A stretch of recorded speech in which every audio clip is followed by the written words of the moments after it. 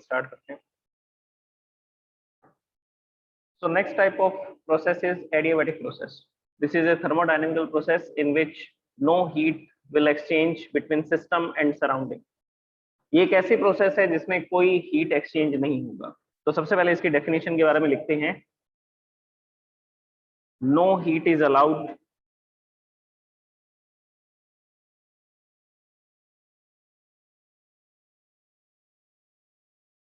To enter into और escape from the system, escape from the system या from the gas।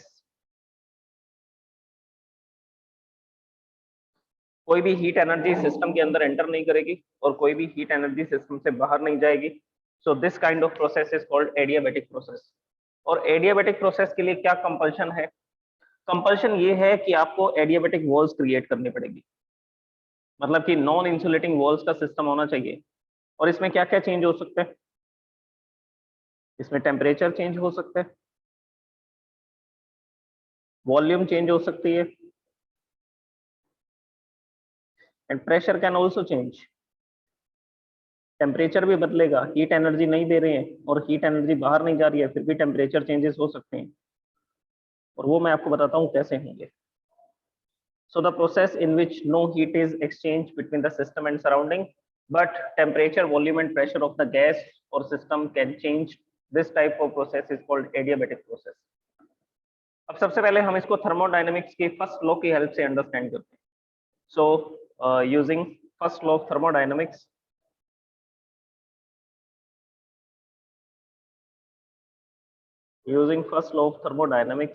we can explain this process। तो पहले thermodynamic की जो first law है उसके बारे में लिखते हैं, that is dq is equal to du plus dw। This law indicates that there will be always conservation of energy.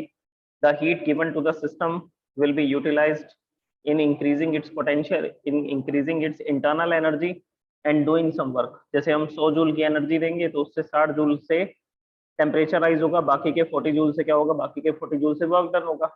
Work done कैसे होगा? पिस्टन ऊपर की तरफ जाएगा, एक्सपेंशन होगा, गैस एक्सपेंड होगी, पार्टिकल दूर दूर होंगे, इसी को तो वर्क डन बोलते हैं, work done by the gas. Okay, so this is the first law of thermodynamics. ये फर्स्ट लॉ ऑफ थर्मोडायनेमिक्स है, लेकिन इसमें क्या जीरो होगा? तो आंसर है, अभी हमने पढ़ा था, no heat is allowed to enter और escape from the system. Heat energy का कोई भी एक्सचेंज नहीं होगा। तो यहाँ लिखेंगे for adiabatic process there will be no exchange of heat energy, so dq is 0। the heat given to the system or drawn from the system is 0। अगर ये 0 है तो इस वैल्यू को हम इस इक्वेशन में पुट करते हैं। इस इक्वेशन में पुट करेंगे तो देखिए क्या आएगा, 0 is equal to du plus dw। so this is the first law of thermodynamics for the adiabatic process। adiabatic process के लिए फर्स्ट लॉ ऑफ थर्मोडायनेमिक्स का ये तरीका रहेगा लिखने का।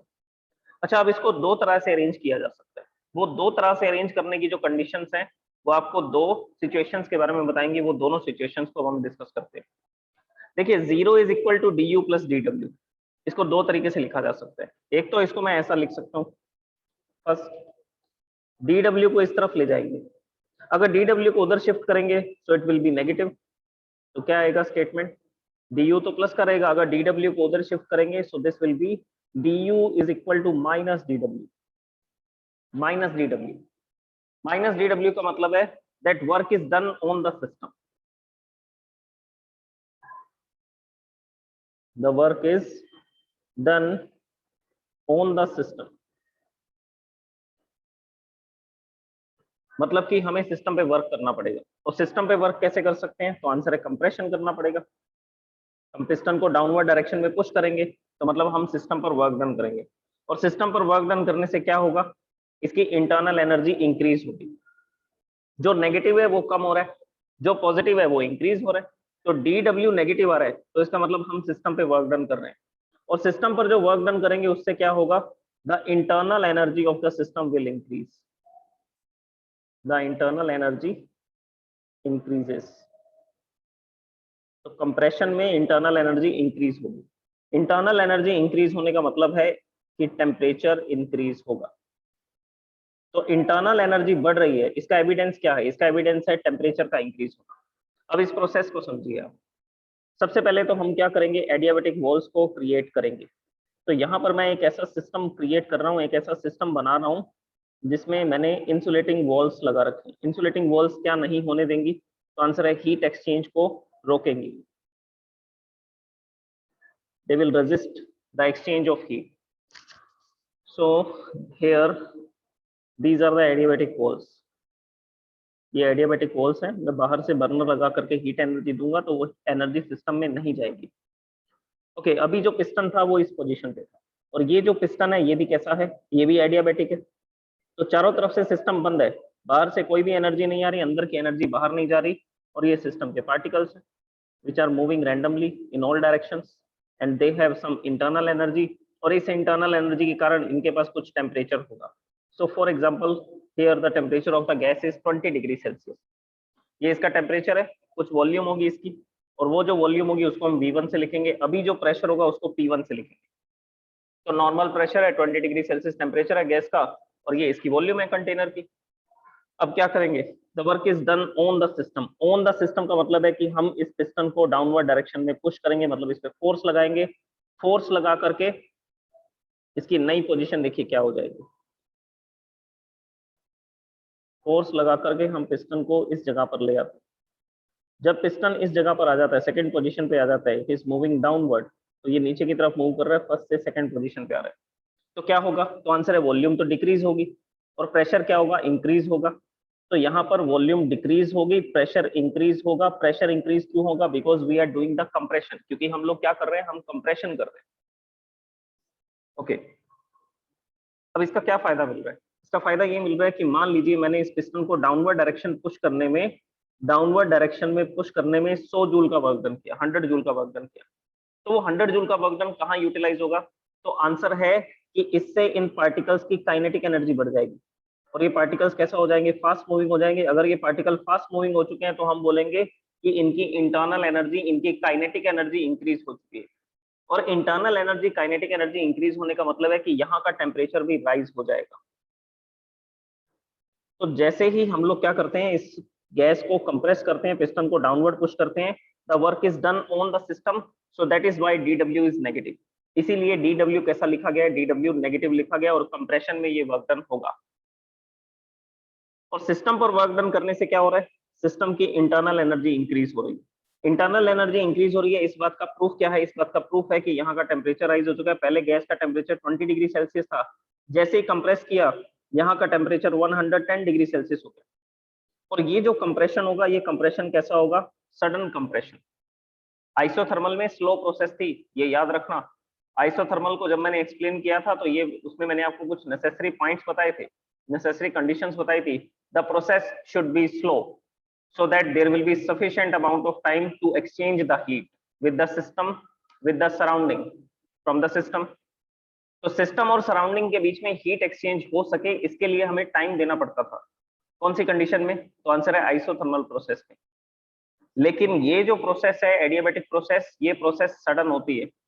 तो सडनली हम पिस्टन को अचानक से डाउनवर्ड डायरेक्शन में पुश कर देंगे, और इसको पुश करने में जो भी वर्क डन करेंगे, देखो एक्सचेंज में हीट को एक्सचेंज होने में टाइम नहीं देना है हमें।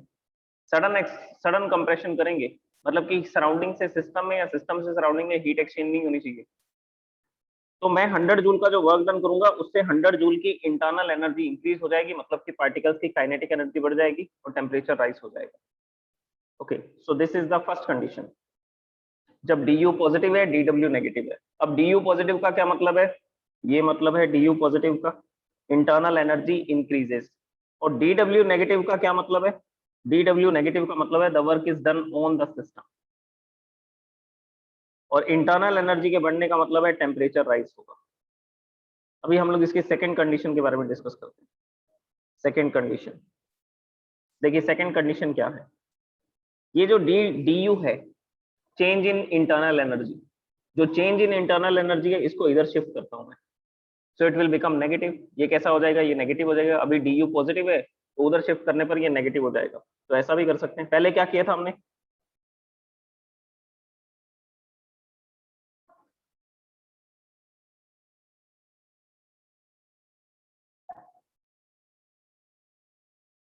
तो इसमें हम लोग du को इधर शिफ्ट करेंगे तो ये नेगेटिव हो जाएगा। पहले केस में हमने क्या किया था, dw को इधर शिफ्ट किया था और इसको नेगेटिव लिख दिया था माइनस dw।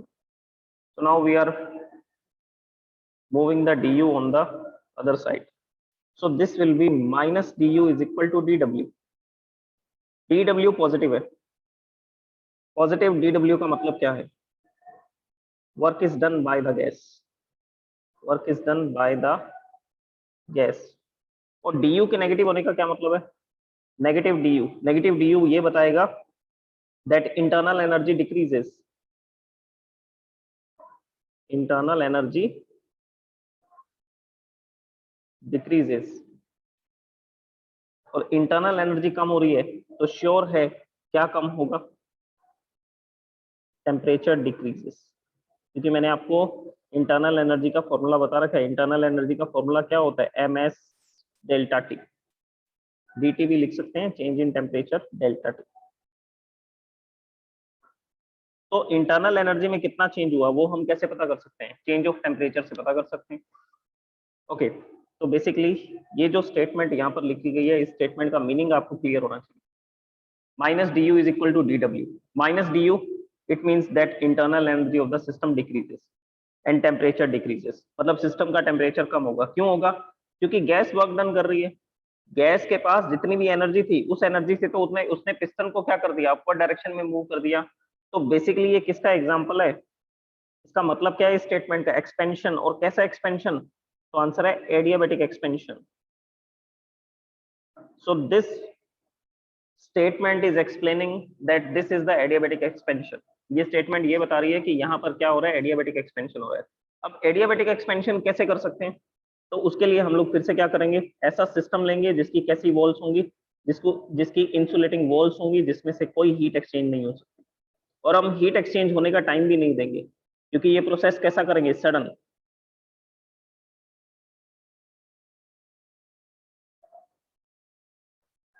जैसे कि हम अपने माउथ से एयर को ब्लो करते हैं, एयर ब्लो करते हैं, हवा को बाहर की तरफ क्या करते हैं, रिलीज करते हैं, तो उस समय पे वो ठंडी फील होती है।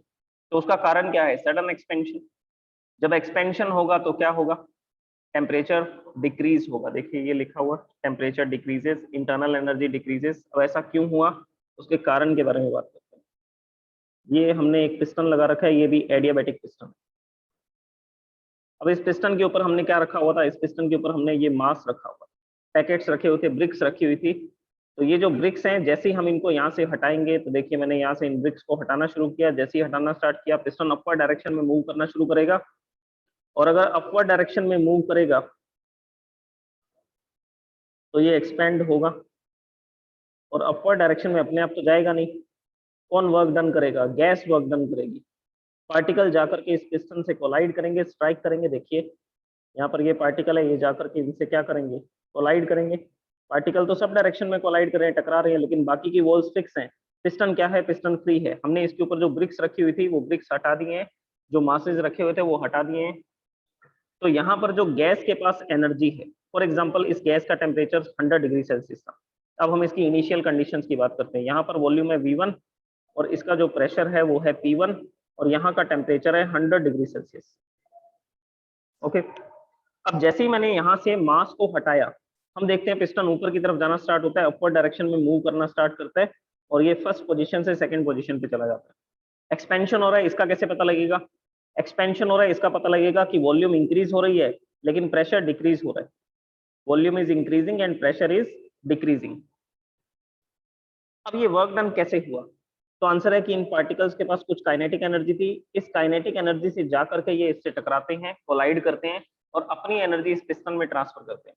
तो पिस्टन पर लगता है फोर्स, फोर्स लगने से ये हो जाता है डिस्प्लेस। तो फोर्स इनटू डिस्प्लेसमेंट क्या होगा, वर्क डन होगा। This is the general formula of work done, force into displacement. तो पिस्टन पर किसने फोर्स लगाया, पार्टिकल्स ने फोर्स लगाया, गैस ने फोर्स लगाया और पिस्टन को क्या किया, डिस्प्लेस किया, तो वर्क डन हुआ। अब इस गैस के पास 50 जूल की एनर्जी थी, तो 50 जूल की एनर्जी से 50 जूल का वर्क डन हो जाएगा।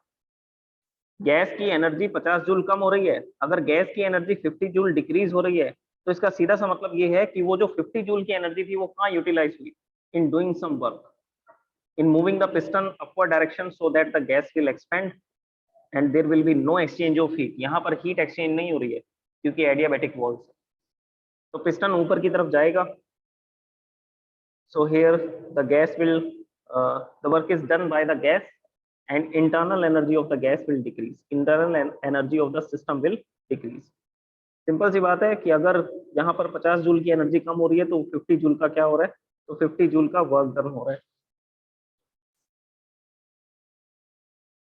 तो अगर इसकी इंटरनल एनर्जी कम हो रही है तो वो इंटरनल एनर्जी ही रिस्पॉन्सिबल है किसके लिए, वर्क डन के। पार्टिकल्स की जो एनर्जी है वही रिस्पॉन्सिबल है वर्क डन के। तो ये किसका एग्जाम्पल है, ये एग्जाम्पल है एडियाबैटिक एक्सपेंशन का। तो ये दोनों स्टेटमेंट के मीनिंग आपको पता होना चाहिए। अगर लिखा हुआ है डी यू प्लस और डी डब्ल्यू माइनस में, तो इसका मतलब ये है कि आपने सिस्टम पे जो भी वर्क डन किया उससे उस सिस्टम की इंटरनल एनर्जी इंक्रीज होगी। आप 100 जूल का वर्क करोगे तो 100 जूल की एनर्जी इंक्रीज हो जाएगी पार्टिकल्स की। कौन सी एनर्जी, इंटरनल एनर्जी। अब इसका रिवर्स प्रोसेस क्या है, ये क्या होगा, ये तो कंप्रेशन में होगा। आपको गैस को क्या करना पड़ेगा, गैस को कंप्रेस करना पड़ेगा। जब कंप्रेस करोगे तो वॉल्यूम डिक्रीज होगी, प्रेशर इंक्रीज होगा और पार्टिकल्स की वेलोसिटी बढ़ जाएगी। क्योंकि आपने 100 जूल का जो वर्क डन किया था उससे पार्टिकल्स की एनर्जी बढ़ रही है। पार्टिकल्स की एनर्जी का बढ़ने का सिर्फ एक ही मतलब है, उसकी काइनेटिक एनर्जी इंक्रीज हो रही है अगर टेम्परेचर चेंज हो रहा है तो। ओके, और इस स्टेटमेंट का मीनिंग क्या है, इस स्टेटमेंट का मीनिंग है the work is done by the gas. क्योंकि डी डब्ल्यू पॉजिटिव है, डी डब्ल्यू पॉजिटिव का मतलब है वर्क डन गैस करेगी। और डी यू नेगेटिव का मतलब क्या है, डी यू नेगेटिव का इसका मीनिंग है that the internal energy of the system will decrease. System की इंटरनल एनर्जी क्यों कम हो रही है, क्योंकि वही एनर्जी से तो पार्टिकल क्या कर रहे हैं, वर्क डन कर रहे हैं। So this is the conservation of energy. यहाँ पे कंजर्वेशन ऑफ एनर्जी का प्रिंसिपल अप्लाई हो रहा है। ओके, तो ये दो कंडीशंस हैं, एडियाबैटिक एक्सपेंशन और एडियाबैटिक कंप्रेशन। अच्छा, अब इसके एग्जांपल्स क्या हैं, अभी मैंने आपको इसका एग्जांपल बताया। ये जो एक्सपेंशन होगा, ये एक्सपेंशन भी कैसा होना चाहिए, ये भी होगा सडन। आप जैसे ही पैकेट हटाओगे पिस्टन सडनली ऊपर की तरफ आए। जैसे ही ब्रिक्स हटाओगे, यहाँ से मासेज हटाओगे इस पिस्टन के ऊपर से, ये यहाँ पे जो मासेज रखे हुए थे जैसे ही हमने इसको हटाया तो पिस्टन सडनली अपवर्ड डायरेक्शन में आएगा। तो ये भी किसका एग्जाम्पल होगा, ये भी सडन एक्सपेंशन का एग्जाम्पल होगा। अब सडन एक्सपेंशन के एग्जाम्पल क्या क्या होंगे वो मैं आपको बता देता हूँ। सबसे पहला एग्जाम्पल तो अभी मैंने आपको बताया कि जब आप एयर को ब्लो करोगे अपने माउथ से जब एयर ब्लो करते हैं तो वो कोल्ड फील होती है। कोल्ड क्यों फील होती है, क्योंकि जब आपके माउथ में जो एयर थी वो कंप्रेस थी। जब वो बाहर आ रही है तो बाहर का जो एनवायरमेंट है वो काफी बड़ा है, वास्ट है। तो उस केस में क्या हो रहा है, वो एक छोटे कंटेनर से बड़े कंटेनर में आ रही है। So this is expansion. और एक्सपेंशन में क्या होगा, एक्सपेंशन में गैस वर्क डन करेगी, पार्टिकल दूर दूर होंगे। पार्टिकल्स के पास जो एनर्जी है उसी एनर्जी से तो वो एक्सपेंड होंगे, एक दूसरे से दूर दूर जाएंगे, मतलब कि एक्सपेंशन होगा। और उससे क्या होगा, उससे उनकी इंटरनल एनर्जी कम हो जाएगी, मतलब कि गैस का टेम्परेचर डिक्रीज हो जाएगा। तो जब एयर को ब्लो करते हैं माउथ से तो वो कोल्ड फील होती है। उसका सिंपल सा रीजन यही है कि वो सडनली एक्सपेंड होगी। और एक्सपेंशन में क्या होगा कि पार्टिकल वर्क डन करेंगे और वर्क डन से उसकी इंटरनल एनर्जी कम होगी, उसका टेम्परेचर डिक्रीज हो जाएगा। अच्छा, कंप्रेशन का एग्जांपल बता सकते हैं, एडियाबैटिक कंप्रेशन। एडियाबैटिक कंप्रेशन का एग्जांपल है हमारे घरों के अंदर एयर कंडीशनर्स लगे हैं, रेफ्रिजरेटर के अंदर भी कंप्रेसर लगा हुआ है और एयर कंडीशनर के अंदर भी कंप्रेसर लगा हुआ है। वो कंप्रेसर क्या करता है, कंप्रेसर का काम होता है गैस को कंप्रेस करना।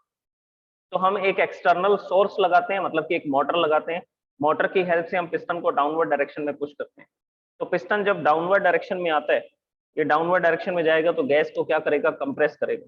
तो पहले हम उसको कंप्रेस करते हैं, कंप्रेस करने से गैस गर्म हो जाती है, फिर हम उसको सडनली एक्सपेंड कराते हैं, वो ठंडी हो जाती है। तो कंप्रेशन करने से पहले वो गर्म करते हैं, फिर सडन एक्सपेंशन करवा करके उसको ठंडा कर देते हैं, तो उसका टेम्परेचर 0 डिग्री या 0 डिग्री से भी कम चला जाता है सडन एक्सपेंशन में। So that is how the compressor works. Compressor इसी प्रिंसिपल पे वर्क करता है, पहले कंप्रेशन कीजिए फिर उसको सडन एक्सपेंड करवाइए। सडन एक्सपेंशन करते ही गैस का टेम्परेचर कम हो जाएगा, क्योंकि अभी पढ़ा हमने गैस के पार्टिकल एक्सपेंड होंगे तो क्या होगा, they will move farther away from each other and doing this thing they have to do some work. और एक दूसरे से दूर जाने में उनको कुछ वर्क डन करना पड़ेगा, जिससे उनकी एनर्जी कम हो जाएगी। एनर्जी कम होने का मतलब है उनका टेम्परेचर डिक्रीज हो जाएगा। अच्छा, और एग्जांपल्स के बारे में सुनिए इसके। एडियाबैटिक कंटेनर कौन सा होगा, एडियाबेटिक कंटेनर कौन सा है? तो आंसर है थर्मस। टिफिन बॉक्स होता है, थर्मस होता है, ये क्या है? ये एडियाबेटिक कंटेनर का काम करते हैं, क्योंकि हमने क्या कर रखा है, इनकी वॉल्स के अंदर इंसुलेशन लगा रखा है। तो जो भी हमारे पास एक बॉटल है, उस बॉटल की जो वॉल्स होती हैं, उन वॉल्स के अंदर हमने थर्माकोल की शीट्स लगा रखी हैं, या कोई ऐसा फ्लफी फॉर्म भर रखी है, कोई फ्लफी मटेरियल भर रखा है जिसमें एयर गैप्स होंगे, एयर कैविटीज होंगी। तो वो एयर कैविटीज किसका काम करेंगे? इंसुलेटर का काम करेंगे। तो ये जो क्लोज कंटेनर होगा, इसकी वॉल्स के बीच में हमने फोम को, थर्माकोल को फिल कर दिया। सो ये जो कंटेनर बना, ये होता है थर्मस। और टिफिन बॉक्स भी इसी तरह का होता है। तो बेसिकली ये किसका काम करेंगे? एडियाबेटिक कंटेनर का वर्क कर सकते हैं। ओके, अब इसके बाद में इसके एक दो एग्जांपल और सुनिए। जैसे कि एक साइकिल की जो ट्यूब होती है, टायर के अंदर एक ट्यूब होती है, वो ट्यूब सडनली बस्ट हो जाती है। सडनली बस्ट होने पर क्या होगा? उसका टेम्परेचर डिक्रीज हो जाएगा। टेम्परेचर क्या हो जाएगा? डिक्रीज हो जाएगा। जब जब हमने एयर को ट्यूब के अंदर फिल कर रखा है, जैसे हमारे पास ये एक ट्यूब है,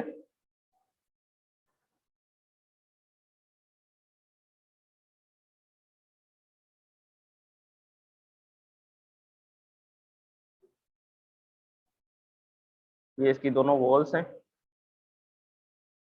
और इन वॉल्स के बीच में हमने क्या फिल कर रखी है? इनके बीच में हमने एयर को फिल कर रखा है। तो ये एयर के पार्टिकल्स जो इस कंटेनर के अंदर है, कंटेनर से बाहर नहीं आ सकते हैं। और हमने एयर की डेंसिटी काफी ज्यादा कर रखी है। डेंसिटी ज्यादा है तो प्रेशर भी ज्यादा होगा। ऑब्वियसली प्रेशर तो ज्यादा रखना ही है इस टायर के अंदर, नहीं तो व्हीकल के मास के कारण ये तो दब जाएगा। तो टायर को प्रेस नहीं होने देना। तो ये जो एयर के पार्टिकल्स हैं, ये हाई प्रेशर पे इसके अंदर फिल्ड है। अब जब ये ट्यूब सडनली बस्ट होगी, जब ये ट्यूब सडनली बस्ट हो जाएगी, तो सडनली बस्ट होने पर क्या होगा? ये जो गैस है, ये क्या होगी? ये गैस के पार्टिकल ऐसा एक्सपेंड हो जाएंगे, एक दूसरे से दूर दूर होना स्टार्ट हो जाएंगे। तो यहाँ पर क्या हो रहा है? यहाँ पर हो रहा है सडन एक्सपेंशन। फिर से ये किसका एग्जाम्पल है? सडन एक्सपेंशन का एग्जाम्पल है। और सडन एक्सपेंशन में क्या होगा? पार्टिकल्स वर्क डन करेंगे, तो पार्टिकल्स की इंटरनल एनर्जी कम होगी, टेम्परेचर डिक्रीज होगा। तो एक ट्यूब के अंदर जब एयर भरी होती है और वो सडनली बस्ट हो जाती है, तो उस समय पे उस एयर का टेम्परेचर डिक्रीज हो जाता है। So this is an example of sudden expansion. Which kind of expansion? Adiabatic expansion. अच्छा, इसको एडियाबेटिक क्यों बोल रहे हैं? ये जो रबर की वॉल्स हैं, ये तो अंदर की हीट को बाहर, बाहर की हीट को अंदर ट्रांसफर कर सकती हैं। थोड़ा धीरे करेंगी, लेकिन करेंगी जरूर। यहाँ पर हीट का एक्सचेंज होगा, बाहर से हीट एनर्जी अंदर आ सकती है, अंदर की हीट एनर्जी बाहर जा सकती है। लेकिन मैंने क्या बोला? Sudden expansion. सडन एक्सपेंशन का मतलब है कि बहुत कम टाइम में ये एक्सपेंड हो जाएगा। ये ट्यूब फटेगी तो 1 सेकंड से भी कम टाइम लेगी, और हीट के एक्सचेंज होने में कोई टाइम नहीं मिलेगा। तो बेसिकली क्या होगा? सडन, इसीलिए सडनली ये प्रोसेस कर रहे हैं, इसीलिए ये फास्ट प्रोसेस है। बेसिकली इसमें किसके लिए टाइम नहीं छोड़ना है? हीट एक्सचेंज के लिए टाइम नहीं होगा। तो शॉर्ट पीरियड ऑफ टाइम में एक्सपेंशन हो जाएगा। उससे पहले हीट एक्सचेंज हो पाती, इससे पहले तो वो एक्सपेंशन ही हो गया। So there will be no heat exchange because this is a sudden process. Sudden process, or you can say that fast process. अच्छा, हम लोग बोलते हैं साउंड वेव्स ट्रेवल करती हैं। तो किसी मीडियम में साउंड वेव्स का ट्रेवल करना, ये भी किसका एग्जांपल है? ये भी एडियाबेटिक कंप्रेशन और एक्सपेंशन का एग्जांपल। जैसे कि ये हमारे पास एक स्पीकर है। स्पीकर के अंदर आपने देखा होगा कि डायफ्राम लगा होता है, एक पर्दा लगा होता है काले रंग का, जो पीछे से इलेक्ट्रिकल सिग्नल्स आते हैं, तो उसकी वजह से वो वाइब्रेट करते हैं। तो जब ये वाइब्रेट करेगा तो अपनी मीन पोजीशन से आगे की तरफ आएगा। जब आगे की तरफ आएगा, तो ये यहाँ के पार्टिकल्स को क्या करेगा? यहाँ के पार्टिकल्स को पुश करेगा। पुश करेगा तो पार्टिकल्स क्लोजली स्पेस्ड हो जाएंगे। तो ये एयर मॉलिक्यूल्स हैं जो क्या हो रहे हैं? जो क्लोजली स्पेस्ड हो रहे हैं। और ये जो क्लोजली स्पेस्ड रीजन होता है, इसको हम लोग क्या बोलते हैं? इसको हम लोग बोलते हैं कंप्रेशन। इसको हम लोग बोलते हैं कंप्रेशन। अब इतनी देर में डायफ्राम अपनी मीन पोजीशन से इस तरफ जाएगा। वाइब्रेट करना, वाइब्रेट के लिए क्या होता है? To and fro motion. तो मीन पोजीशन से पहले आगे आया, तो फिर मीन पोजीशन से पीछे की तरफ जाएगा ये डायफ्राम। तो ये डायफ्राम क्या कर रहा है? वाइब्रेट कर रहा है। ऐसा आगे की तरफ जा रहा है, पीछे की तरफ जा रहा है। तो इस तरह से ये क्या कर रहा है? ये वाइब्रेट कर रहा है, मूविंग फॉरवर्ड एंड बैकवर्ड। तो जब बैकवर्ड जाएगा, पीछे की तरफ जाएगा, तो उस समय पे क्या होगा? यहाँ का प्रेशर लो हो जाएगा। ये डायफ्राम अब इस पोजीशन से, मीन पोजीशन से बैकवर्ड डायरेक्शन में जा चुका है। बैकवर्ड डायरेक्शन में जैसे ही जाएगा तो यहाँ पर क्या हो गया, यहाँ पर क्रिएट हो गया लो प्रेशर का रीजन। लो प्रेशर का रीजन क्रिएट हो गया तो उस समय पे पार्टिकल्स क्या हो जाएंगे, पार्टिकल्स एक दूसरे से दूर दूर हो जाएंगे, ये सेकंड कंडीशन आएगी। So this is expansion. ये आपने 9th क्लास 10th क्लास में स्टडी किया होगा साउंड वेव्स के चैप्टर में। तो जो एयर, जो साउंड है वो कैसे ट्रेवल करती है, वो एयर में ट्रेवल करती है in the form of compression and expansion, in the form of compression and rarefaction. Sound की लैंग्वेज में हम इसको रेयरफेक्शन बोलते हैं, लेकिन होता क्या है एक्चुअल में, होता तो ये एक्चुअल में एक्सपेंशन है, पार्टिकल दूर दूर हो रहे हैं। तो इस तरह से पार्टिकल कभी क्लोजली स्पेस्ड हो जाते हैं, कभी लूजली स्पेस्ड हो जाते हैं। तो ये जो रीजन होते हैं ये होते हैं कंप्रेशन एंड रेयरफेक्शन। तो इस तरह से साउंड वेव ट्रेवल करती है और हमारे ईयर्स तक ये एनर्जी आती है। पार्टिकल जाकर के हमारे ईयर ड्रम के साथ कोलाइड करते हैं, जिसको टिम्पैनिक मेम्ब्रेन बोलते हैं, ईयर ड्रम बोलते हैं। वो ईयर ड्रम वाइब्रेट करता है तो अंदर 3 बोन्स होती हैं, और वो जो बोन्स वाइब्रेट करती हैं तो अंदर जाकर के वो एक इंस्ट्रूमेंट को वाइब्रेट करवाती हैं, और वो इंस्ट्रूमेंट इलेक्ट्रिकल सिग्नल प्रोड्यूस करता है, जो इलेक्ट्रिकल सिग्नल ऑडिटरी नर्व के थ्रू हमारे ब्रेन में जाते हैं। तो ये हम हमारे सुनने की प्रोसेस होती है। तो बेसिकली हम आसपास के वाइब्रेशंस को सेंस कर सकते हैं, और वाइब्रेशंस को सेंस करने की जो प्रोसेस है हम उसको क्या बोलते हैं, हम उसको बोलते हैं साउंड एनर्जी। हम उसको साउंड बोलते हैं। एक्चुअल में पार्टिकल वाइब्रेट कर रहे हैं, एक्चुअल में जो भी आपके आसपास मैटर हैं वो वाइब्रेट कर रहे हैं। वाइब्रेशन को हम सेंस कर सकते हैं और हमारा ब्रेन उसको कैसे इंटरप्रेट करता है, as a sound. Okay, anyways हमारा ये डिस्कशन का टॉपिक नहीं है कि हम कैसे सुन पाते हैं वाइब्रेशंस को। हमारा डिस्कशन का टॉपिक है कि ये कैसा एक्सपेंशन और कंप्रेशन है। तो आंसर है this is adiabatic compression and expansion. तो ये सारी प्रोसेस एडियाबैटिक है, क्योंकि ये कंप्रेशन और रेयरफेक्शन इतनी फास्ट होते हैं कि सराउंडिंग के साथ, आसपास क्या है, आसपास एयर के और भी बहुत सारे पार्टिकल्स हैं। तो इन पार्टिकल्स के पास जो एक्स्ट्रा एनर्जी है वो एनर्जी आसपास के पार्टिकल्स में वो ट्रांसफर कर सकते हैं। तो ये प्रोसेस एडियाबैटिक होती है। तो जब ये पार्टिकल क्लोजली स्पेस्ड होते हैं कंप्रेशन होता है, जब ये पार्टिकल लूजली स्पेस्ड होते हैं रेयरफेक्शन होता है। दोनों ही एडियाबैटिक प्रोसेसेस हैं, और ये इतनी फास्ट होती हैं कि हीट एक्सचेंज का टाइम नहीं मिलता। इसके साथ हीट एक्सचेंज नहीं हो पाता, तो आंसर है सराउंडिंग के साथ। तो ये हमारा सिस्टम था, इसका सिस्टम का सराउंडिंग के साथ हीट एक्सचेंज नहीं हो रहा, because this process is sudden, so fast. आपने पढ़ा होगा ना, साउंड की कुछ फ्रीक्वेंसी होती है। जैसे कि मैंने एक गिटार की वायर को प्लग किया, गिटार की वायर को प्लग किया तो उसने 3000 हर्ट्ज की फ्रीक्वेंसी से वाइब्रेट किया। ऐसे होता है। ये गिटार की वायर है, हम इसको प्लग करेंगे, प्लग करने पर ये ऐसा वाइब्रेट करेगी, टू एंड फ्रो मोशन करेगी, ऐसा इस तरफ आगे पीछे दोनों तरफ मूव करेगी। तो टू और फ्रो मोशन करेगी तो उस समय पे क्या होगा, उस समय पे ये आसपास के पार्टिकल्स को वाइब्रेट करवाएगी। तो दोनों तरफ इस वायर के पार्टिकल्स हैं।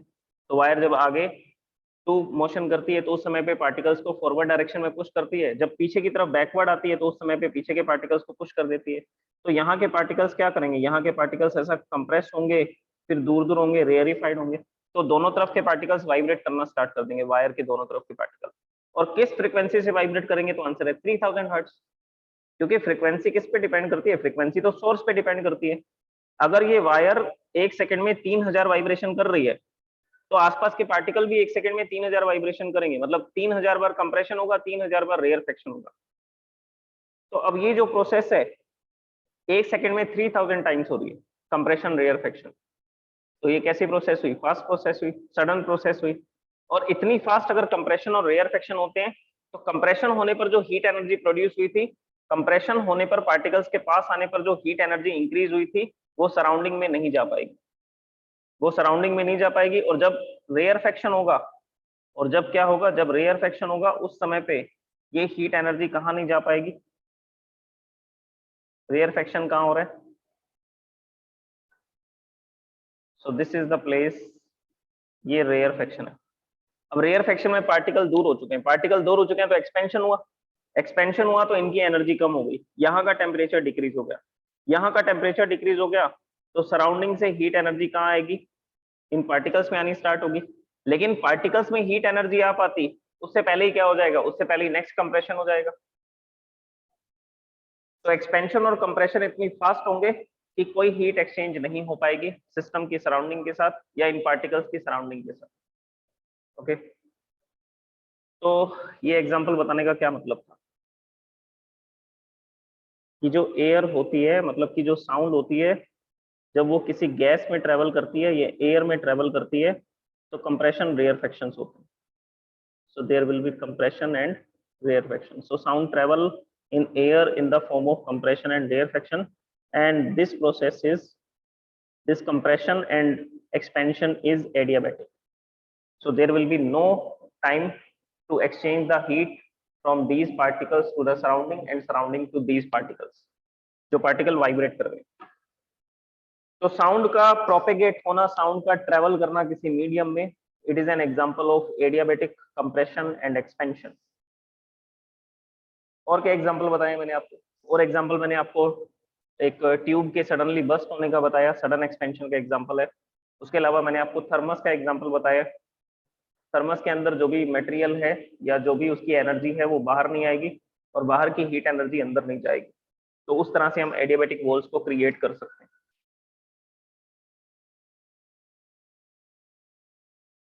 इसके बाद में हमारे पास कुछ इंजन्स होते हैं. उन इंजन्स के थ्रू भी हम लोग क्या कर सकते हैं, वर्क डन कर सकते हैं. कैसे देखें, जैसे हमारे पास ये एक सिस्टम है. इस सिस्टम के अंदर हमने क्या लगाया, ये एक पिस्टन को अप्लाई कर रखा है यहाँ पे. ये पिस्टन इस पोजीशन पर है अभी. इसके साथ में लगी हुई है शाफ्ट.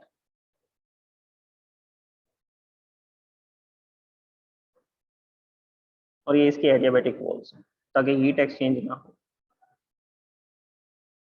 और पिस्टन, ये जो शाफ्ट है, ये शाफ्ट हमने कनेक्ट कर रखी है एक पुली के साथ. ये इस तरह की पुलीज होती हैं जो हमारे इंजन्स के अंदर काम में ली जाती हैं. ओके, ये पुली रोटेट करेगी जब piston to and fro motion करेगा. उसके बाद में इस पुली के ऊपर हमने क्या लगा रखी है, इसके ऊपर हमने एक बेल्ट लगा रखी है. इस बेल्ट को हमने कहाँ जोड़ रखा है, इस बेल्ट को हमने जोड़ रखा है किसके साथ, व्हील के साथ. तो यहाँ पर व्हील है and this is a belt. Okay, अब यहाँ पर ये पार्टिकल्स हैं, ये गैस है. हमने क्या किया, यहाँ पर पेट्रोल को बर्न किया. तो जब हम यहाँ पे पेट्रोल को बर्न करेंगे तो हीट एनर्जी प्रोड्यूस होगी और ये गैसेस क्या होना चाहेंगी, यहाँ पर ये जो गैस है, ये गैस गर्म होगी, गर्म होकर के एक्सपेंड होना चाहिए. तो ये जाकर के पिस्टन से कोलाइड करेगी, पिस्टन से कोलाइड करेगी तो पिस्टन पर फोर्स लगेगा डाउनवर्ड डायरेक्शन में और ये नीचे की तरफ मूव करेगा. जैसे ही डाउनवर्ड डायरेक्शन में मूव करेगा तो शाफ्ट नीचे की तरफ आएगी और पुली पर फोर्स लगाएगी. तो पुली क्या करना स्टार्ट कर देगी, पुली रोटेट करना स्टार्ट कर देगी. तो इस तरह से जब ये पिस्टन नीचे की तरफ आता है तो पुली का हाफ रोटेशन हो जाता है और ये पिस्टन जब वापस ऊपर की तरफ आएगा तो उस समय पे हाफ रोटेशन और कंप्लीट हो जाएगा. तो यहाँ पर क्या हो रहा है, यहाँ पर एक्सपेंशन और कंप्रेशन हो रहा है. कंप्रेशन कब होगा, जब पेट्रोल को बर्न करने पर हीट एनर्जी प्रोड्यूस होगी. और पिस्टन जब ऊपर की तरफ आएगा ये एक्सपेंशन होगा. जब पेट्रोल को बर्न करेंगे तो उस समय पे पार्टिकल्स पिस्टन के साथ टकराएंगे और पिस्टन नीचे की तरफ जाएगा तो यहाँ की वॉल्यूम इंक्रीज होगी. ये जो वॉल्यूम है ये वॉल्यूम इंक्रीज होगी क्योंकि पिस्टन नीचे की तरफ जा रहा है, गैस के पार्टिकल्स दूर दूर होते जा रहे हैं. तो ये एक्सपेंशन होगा. और जब वापस पिस्टन ऊपर की तरफ आएगा तो कंप्रेशन होगा. और कंप्रेशन के बाद ये गैसेस साइलेंसर के थ्रू हम लोग क्या कर देते हैं, इनको बाहर निकाल देते हैं. फिर दोबारा से एक्सपेंशन करते हैं, फिर दोबारा कंप्रेशन करते हैं. तो यहाँ पर पिस्टन जो अपवर्ड डाउनवर्ड डायरेक्शन में मूवमेंट कर रहा है वो बेसिकली क्या है, वो कंप्रेशन और एक्सपेंशन ही है. और इस कंप्रेशन और एक्सपेंशन से क्या हो रहा है, ये पुली रोटेट कर रही है. पुली जो रोटेशन कर रही है उस रोटेशन को हम ट्रांसफर कर रहे हैं किसकी हेल्प से, बेल्ट की हेल्प से. तो यहाँ पर ये बेल्ट ऐसा रोटेट करेगी, बेल्ट को किसके साथ जोड़ देंगे, बेल्ट को जोड़ देंगे व्हील के साथ, तो व्हील रोटेट करेगा. तो ये जो मैं आपको सिस्टम बता रहा हूँ, एक रफ सा सिस्टम बताया मैंने, अभी हम इसको प्रॉपरली डिस्कस करेंगे. This is called heat engine, इसको हीट इंजन बोलते हैं. अच्छा, ये पेट्रोल आने का सिस्टम क्या होता है इसमें वो भी देख लीजिए.